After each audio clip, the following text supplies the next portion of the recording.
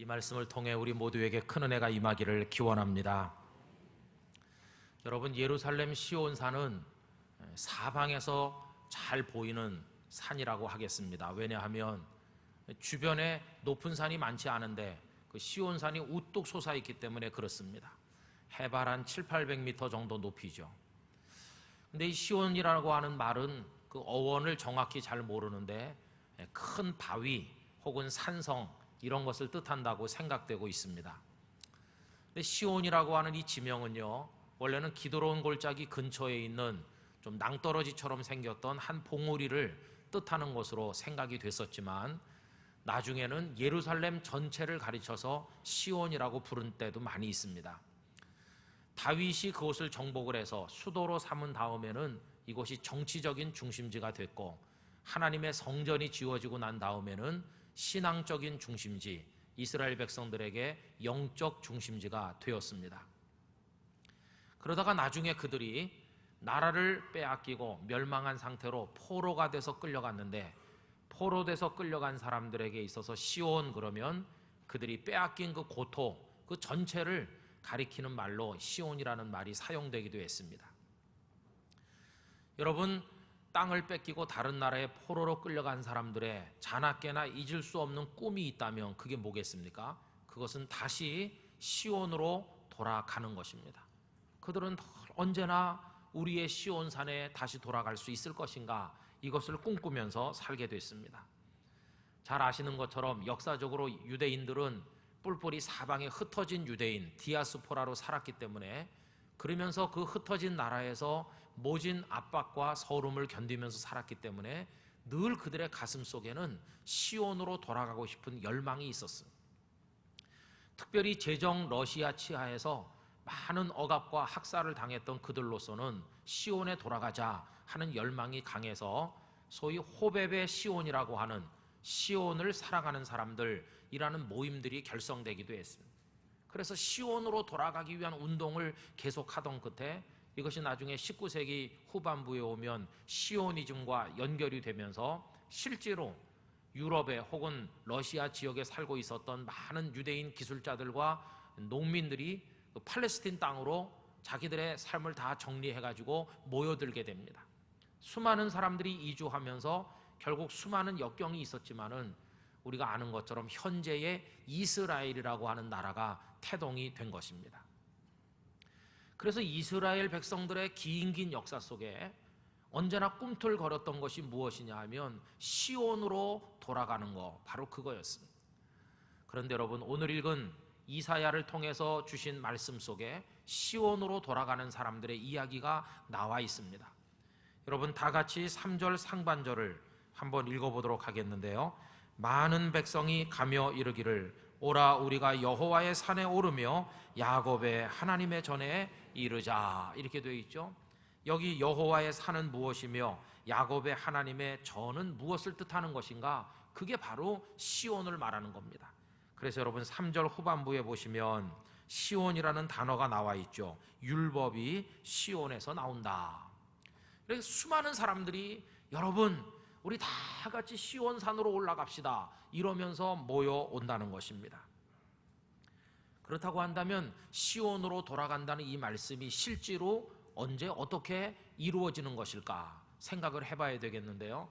여러 가지 차원의 설명이 가능합니다. 첫째는 포로로 끌려갔던 바벨론에서 고생하던 백성들이 다시 고레스 왕의 허락을 받아서 예루살렘으로 귀환하는 거, 그걸 뜻한다고도 할 수 있겠습니다. 또 그런가 하면 아주 멀리 세상 끝날에 이 세상에 구원받도록 선택된 수많은 하나님의 사람들이 하나님의 나라를 향해서 모여 나오는 그 환상, 그 비전을 보여주고 그때 이루어질 말씀이라고도 할 수가 있습니다. 그럼 여러분, 바벨론에 갔던 사람들이 돌아오는 것에 관한 얘기다, 혹은 세상 끝날에 구원받는 사람들이 나오는 것을 말하는 거다, 이렇게 해놓으면 오늘 이 말씀은 우리와는 아무 상관이 없는 말씀이 되기 쉽습니다. 그러나 이 말씀은 우리와는 상관없는 말씀이 아닙니다. 모든 시대 모든 상황 속에 있는 하나님을 사모하고 하나님의 산, 하나님의 품을 그리워하면서 하나님께로 나가고자 하는 모든 사람들에게 다 적용되는 말씀이라고 하는 것입니다. 저는 이 말씀을 같이 나누는 이 시간, 저도 여러분들도 시온으로 돌아가는 사람들 중에 한 사람이 될 수 있기를 바랍니다. 그런 마음으로 이 말씀을 같이 나누어야만 한다는 것입니다. 그럼 여러분, 이 사람들이 돌아오게 되는 이유는 도대체 무엇일까요? 그것은 그들의 눈이 열려서 지금까지 몰랐던 사실 하나를 깨닫게 되었기 때문인데, 그것이 무엇인가? 하나님의 성전이 세워진 하나님의 산, 그 시온이 세상의 그 어떤 산보다도 가장 높고 아름답고 위대하다는 것을 비로소 깨닫게 되었기 때문입니다. 여러분, 그래서 오늘 말씀 2절을 보시겠습니까? 말일에 여호와의 전의 산이 모든 산 꼭대기에 굳게 설 것이요 모든 작은 산 위에 뛰어나리니 만방이 그리로 모여들 것이라.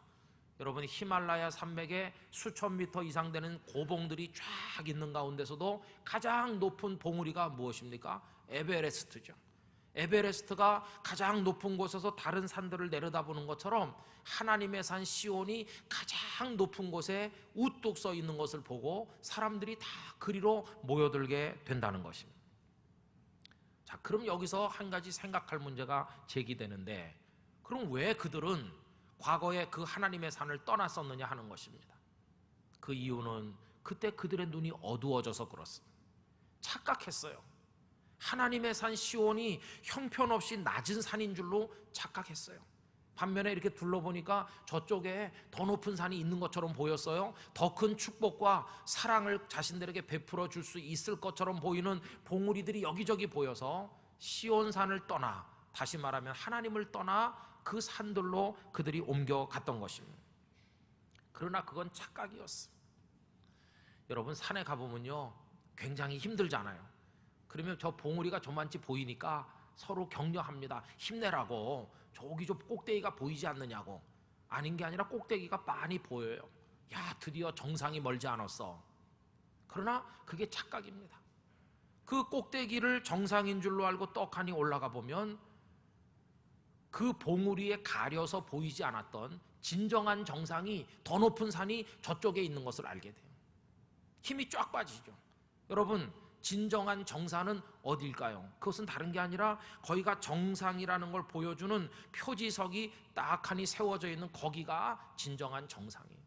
지리산으로 말하면 천왕봉 해가지고 1915m 이거 써 있는 데가 정상이고, 설악산으로 말하면 1708m 대총봉 이렇게 써 있는 그 비석이 세워져 있는 곳이 거기가 정상이지, 내 눈으로 보기에 여긴가 저긴가 그건 중요하지 않은 것이. 백성들은 시온산을 떠나 어디로 갔을까요? 우상의 산당이 세워져 있는 그 산으로 올라갔어요.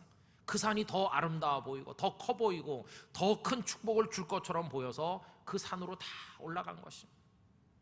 그러나 거긴 정상도 아니었고 정상 표지석도 없었고 그곳은 그들에게 복을 주기는커녕 처참한 몰락과 멸망을 가져다 줬어요.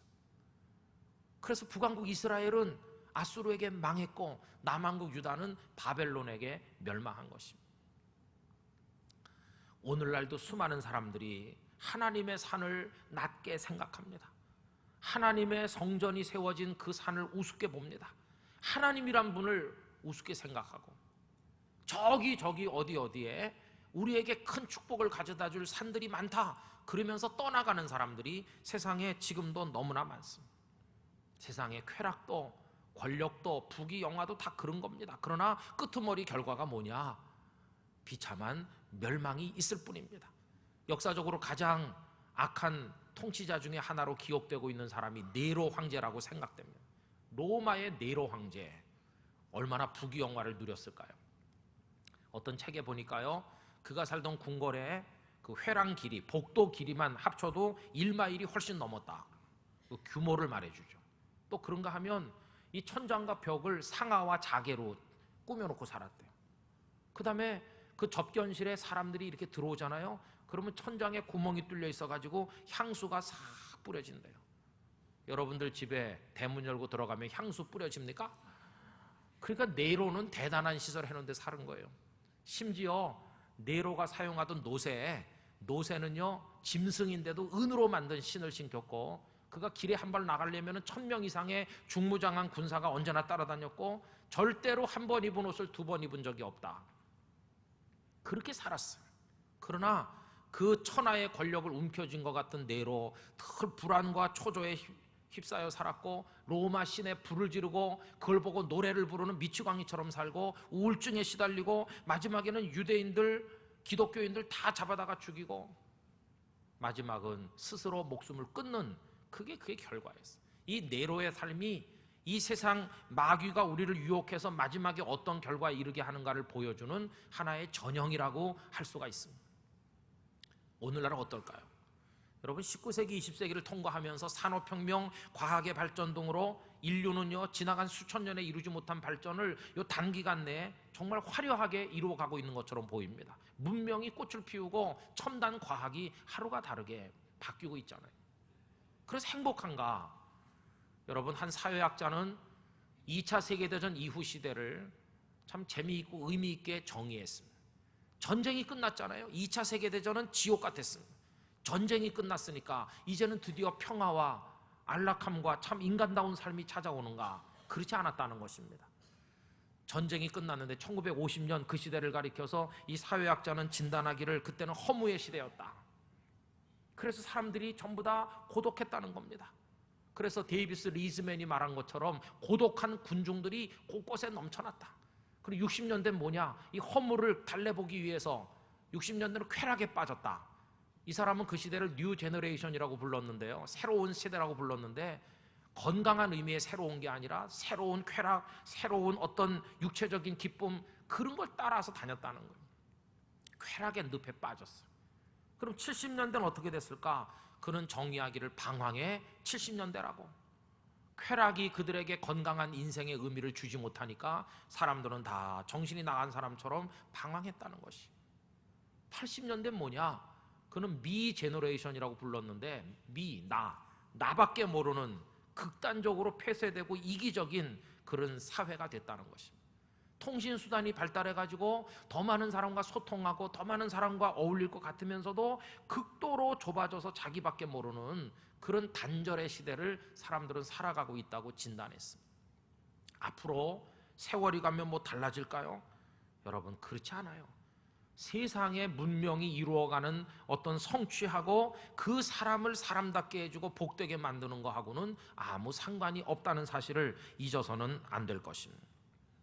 여러분, 저는 주변에 있는 분들을 보면 아슬아슬한 분들이 많은 것 같아요.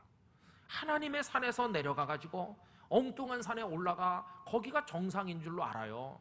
세상의 권력에, 쾌락에, 여러 가지 레저 프로그램에 뭐 이런저런 일에 도취돼서 살고 있는데, 하나님이 철퇴를 가하시지 않겠나?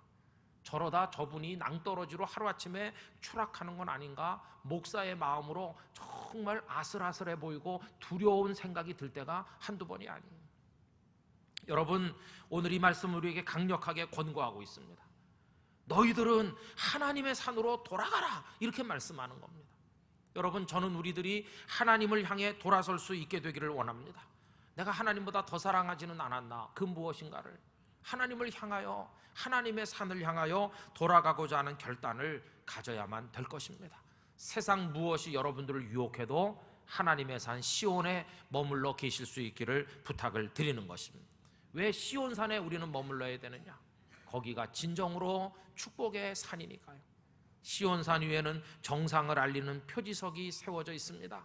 그 표지석은 첫째로 말씀이 있는 표지석입니다. 또 두 번째로는 그 말씀 속에 하나님이 주시는 축복이 담겨 있습니다. 신명기 28장 1절 이하에 나오는 놀라운 복의 약속이 하나님의 말씀을 붙드는 자들에게 주는 겁니다. 여러분, 화면에 말씀이 나왔으니까 우리 이 말씀 다 같이 소리내서 읽어보겠습니다. 내가 네 하나님 여호와의 말씀을 삼가 듣고 내가 오늘 네게 명령하는 그의 모든 명령을 지켜 행하면 네 하나님 여호와께서 너를 세계 모든 민족 위에 뛰어나게 하실 것이라. 내가 내 하나님 여호와의 말씀을 청종하면 이 모든 복이 내게 임하며 내게 이르리니 성읍에서도 복을 받고 들에서도 복을 받을 것이며 내 몸의 자녀와 내 토지의 소산과 내 짐승의 새끼와 소와 양의 새끼가 복을 받을 것이며 내 광주리와 떡반죽 그릇이 복을 받을 것이며 내가 들어와도 복을 받고 나가도 복을 받을 것이니라. 할렐루야. 여러분, 읽기만 해도 마음에 기쁨이 오는 것 같아요. 오늘 2부 예배 오신 여러분, 이 축복이 여러분의 것이 되시기를 기원합니다. 이 복은 어디서 받는 것인가? 시온산, 하나님의 산에서 받는 겁니다. 또 그 정상에는요, 여기가 하나님의 성전이라는 걸 알려주는 표지석이 서 있습니다. 하나님의 성전, 모든 사람이 나가 하나님을 영광스럽게 경배하는 자리입니다. 경배하고 돌아가는 자들에게 제사장의 입을 통해 축복하게 하셨는데, 민수기 6장 24절 이하의 말씀 다 같이 읽어보실까요? 여호와는 내게 복을 주시고 너를 지키시기를 원하며 여호와는 그의 얼굴을 내게 비추사 은혜 베푸시기를 원하며 여호와는 그 얼굴을 내게로 향하여 드사 평강 주시기를 원하노라. 아멘. 이 축복의 말씀이 선포되고 이 말씀을 이루시는 하나님의 은혜가 임하는 곳, 그보다 더 큰 은혜와 축복을 상상할 수 없게 만드는 그곳이 어딘가? 거기가 바로 하나님의 산 시온인 줄로 믿습니다. 백성의 죄가 뭡니까? 백성의 죄는요, 이 하나님의 산을 떠난 것입니다. 그래서 시온산은 낮은 산이야, 형편없는 산이야 이렇게 생각하면서 우상의 산당이 있는 다른 산을 향해 올라간 죄, 그게 백성들의 죄였다고 하는 것입니다. 여러분, 2절에 보면요, 이런 말씀이 나오죠. 아까 읽었는데, 말일에 여호와의 전의 산이 모든 산 꼭대기에 굳게 설 것이요 모든 작은 산 위에 뛰어나리니. 이 말씀을 잘못 읽으면 전에는 시온산이 형편없이 낮았었는데 어느 순간인가 갑자기 높아졌나 보다 이렇게 읽을 수 있지만 그런 뜻이 아니에요. 언제나 하나님의 산은 최고였습니다. 언제나 하나님의 보좌는 가장 영광스러운 최고의 자리에 있었습니다. 근데 뭐가 문제냐? 그때는 그것을 알아보는 눈이 없었는데 이제 드디어 눈이 열리고 나니까 하나님의 산이 최고라는 사실을 비로소 깨닫게 되었다는 이야기인 것입니다. 여러분, 하나님께서는요 언제나 최고의 자리를 한 번도 벗어난 적이 없다는 사실을 기억하셔야 돼요. 하나님은 전능하시되 영원히 전능하십니다. 과거에도 그랬고 현재도 그렇고 앞으로도 그렇습니다. 하나님은 영원히 거룩하십니다. 하나님의 사랑은 영원히 위대합니다. 하나님의 전지하심은 영원한 것입니다. 하나님의 거룩하심도 영원한 것입니다. 전에는 하나님이 추락하셨다가 요새 와서 다시 올라가기 시작하셨나? 여러분, 그렇지 않아요. 우리들이 하나님의 위대하심을 알아보지 못했을 뿐이지 하나님은 언제나 최고의 자리에 보좌를 펼치고 계셨다는 사실을 깨달아야만 할 것입니다. 우리의 죄가 뭔가? 그 시온산을 낮은 산처럼 멸시한 것, 하나님의 산을 우습게 여긴 것, 그래서 하나님의 산을 벗어났던 것, 그래서 다른 산들에 올라가서 거기가 정상이 아님을 뒤늦게 깨닫고 후회하는 것, 이게 우리들의 죄고 우리의 잘못된 것입니다. 그래서 여러분, 뒤늦게 깨닫고 하나님의 산이 가장 높구나 이렇게 돌아오는 사람들의 눈에 뜨거운 눈물이 흐릅니다. 눈물은 두 가지 성격의 눈물입니다. 하나는 우리 같은 죄인을 돌아오게 해주셔서 감사합니다 하는 기쁨의 눈물이요, 하나는 내가 왜 이 위대한 하나님을 우습게 생각했을까? 왜 하나님의 산을 낮다고 여겼을까? 왜 멸시했을까? 왜 엉뚱한 곳에 가서 방탕하며 배회하고 멸망의 고통 속에 있다 이제야 돌아오게 됐을까? 이 회개의 눈물.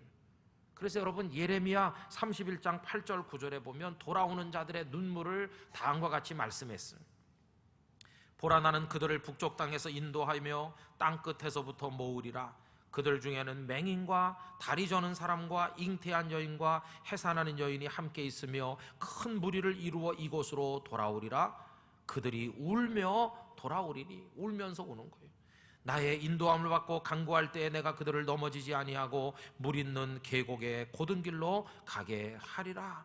기뻐서 울고 회개하며 울고 그러면서 하나님의 산을 향해 나오는 모습을 보여주고 있지 않습니까? 여러분, 이 눈물이 아버지 집을 떠났던 탕자가 돌아오며 흘리는 눈물과 같은 것이라고 생각을 합니다. 오늘 하나님께서 우리에게 요구하는 것은 바로 그러한 눈물인 것입니다.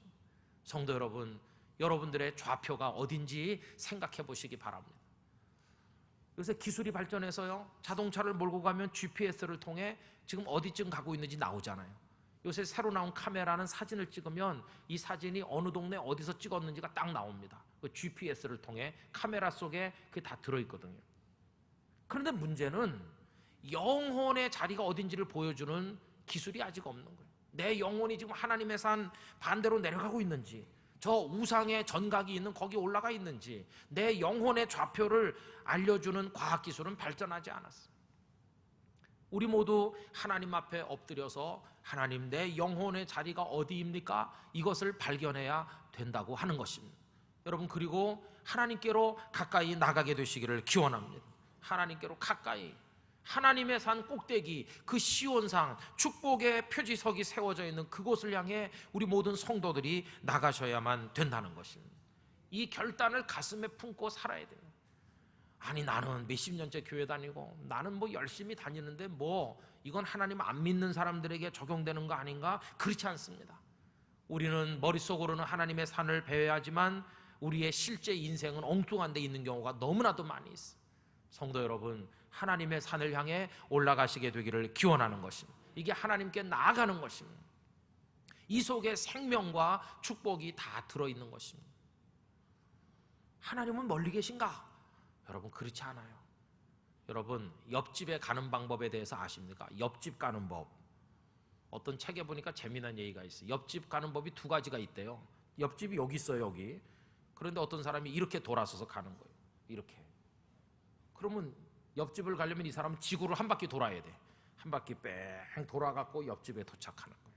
이런 사람 너무너무 많은 거예요. 뭐라고 생각하냐 하면, 그래도 하나님 앞에 가는데 말이야, 화장도 좀 하고 몸단장도 하고 이렇게 꾸미고 배울 거 배우고 착한 일도 좀 하고 그리고 나서 가야지. 그런 사람은 지구를 한 바퀴 돌아서 옆집 가는 사람이에요.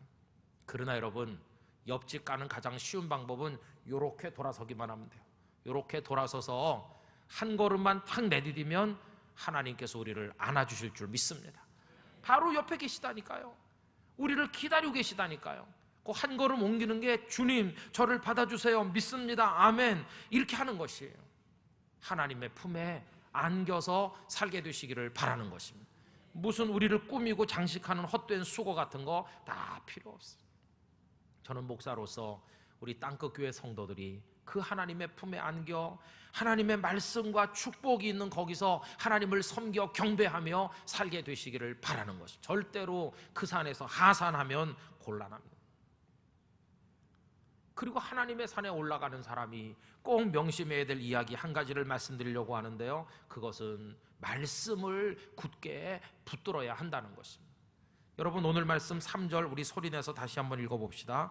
많은 백성이 가며 이르기를 오라, 우리가 여호와의 산에 오르며 야곱의 하나님의 전에 이르자. 그가 그의 길을 우리에게 가르치실 것이라. 우리가 그 길로 행하리라 하리니 이는 율법이 시온에서부터 나올 것이요 여호와의 말씀이 예루살렘에서부터 나올 것임이니라. 할렐루야. 시온에서 뭐가 나온다고요? 율법이에요. 예루살렘에서 뭐가 나옵니까? 하나님의 말씀이. 여러분, 우리 시온산으로 갑시다. 거기 하나님의 말씀이 있습니다. 이러면서 온다는 거예요. 그리고 왜 말씀에 이렇게 집착하느냐? 옛날에 그들은 마귀의 속삭이는 소리에 다 속았거든요. 진리가 아닌 걸 진리인 줄로 알고 그 이야기에 속아서 헤매고 다니다 지금 죽도록 고생하고 돌아오는 것이거든요. 이제 시온에 진정한 율법이 있고 예루살렘에 가야 참 하나님의 말씀이 있으니 하나님께 나가서 그 말씀을 붙들고 살자, 지금 이러면서 나오는 것이에요. 여러분, 우리 모두도 하나님의 말씀을 그렇게 붙들어야 될 줄로 믿습니다. 성도들의 신앙의 기본은 하나님의 말씀인 것이에요. 성도는 처세술을 통해 성공하려고 하지 않습니다. 진정한 성도는 하나님의 말씀을 통해 성공하는 사람이 돼야 됩니다. 말씀이 우리 상담자가 되고, 말씀이 스승이 되고, 말씀이 인도자가 되고, 말씀이 우리의 처세술 교과서가 되고, 우리는 말씀대로 살아서 하나님의 축복을 얻어야만 된다는 것입니다. 그게 성도의 모습인 것입니다.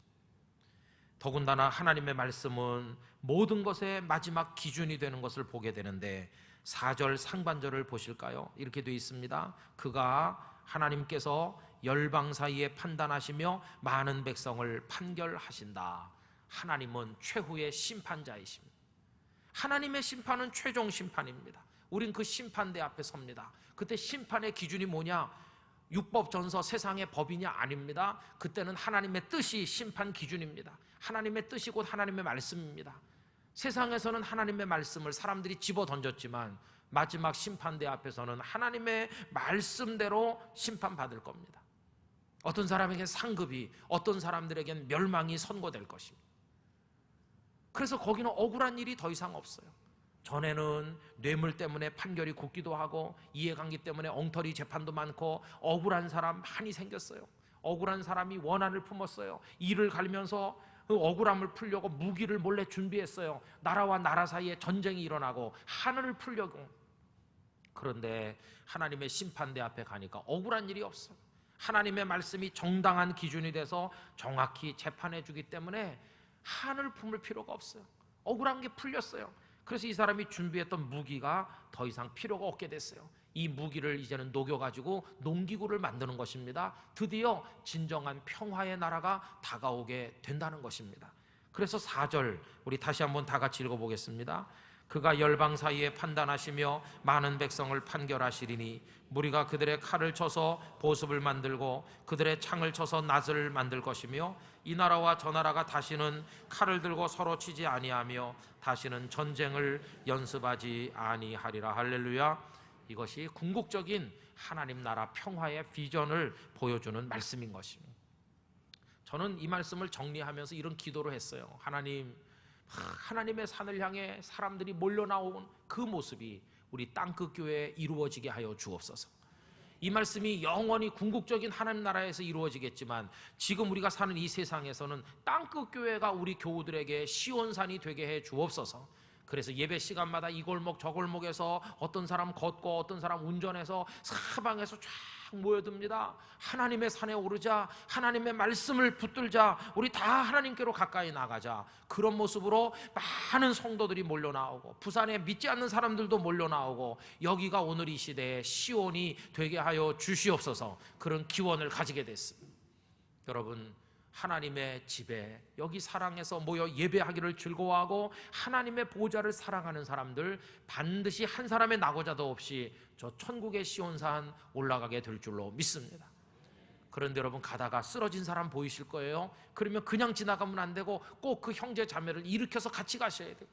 나는 하나님께로 올라가는데 어떤 사람이 방향을 돌려 내려가는 사람이 있다면 깨우치고 설득해서 함께 가야 될 줄로 믿습니다.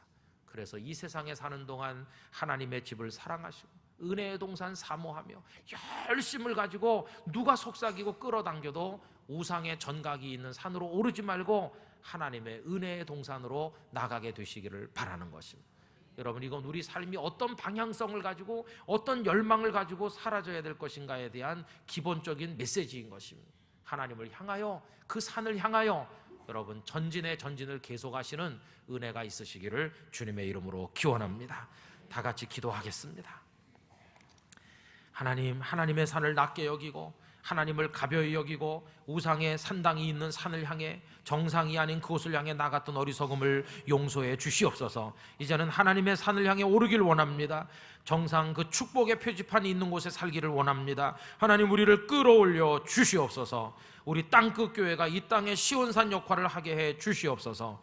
다 같이 통성으로 기도하겠습니다. 존귀하신 하나님 아버지, 저희로 하여금 하나님의 산을 향해 올라가게 해주시길 원합니다. 하나님을 바라보게 해주시길 원합니다. 그동안 엉뚱한 데서 헤매고 다니며 부패하고 타락했던 저희들을 깨우쳐 주시기를 원합니다. 아버지, 하나님의 산을 향해 그것이 가장 높은 곳이며 영광스러운 곳이며 최고의 말씀과 은혜와 생명이 있는 곳임을 깨달아서 나갈 수 있도록 하나님 도와주시기를 원합니다. 그래서 하나님을 향하여 믿음을 가지고 달려나감으로 하나님의 축복의 동산에 살아갈 수 있도록 은혜 베풀어 주시옵소서 믿습니다. 시온산을 떠나 엉뚱한 곳에 오르며 멸망의 어두운 곳을 헤매고 다니던 저희들, 하나님의 산으로 부르시는 줄로 믿습니다. 하나님을 향해 방향을 전환하게 하시고 하나님의 축복의 정상에 올라 살아갈 수 있게 하여 주시옵소서. 갈 길을 밝히 보여주시는 주님을 향해 우리 모두가 힘을 내 달려갈 수 있는 우리 땅끝 교회 성도들 되게 하여 주옵소서. 예수님의 이름으로 기도하옵나이다. 아멘.